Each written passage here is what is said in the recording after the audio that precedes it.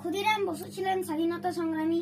ক্ষুদিরাম বসু 1889 খ্রিস্টাব্দের 3রা ডিসেম্বর মেদিনীপুরের হাবিবপুরে জন্মগ্রহণ করেন।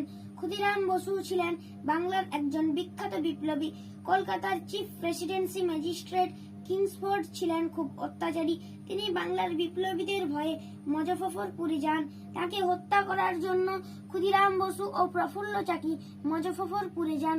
তারা 1908 খ্রিস্টাব্দের 30 এপ্রিল রাতের অন্ধকারে কিংসফোর্ডকে হত্যা করার জন্য একটি গাড়িতে বোমা ছোড়েন।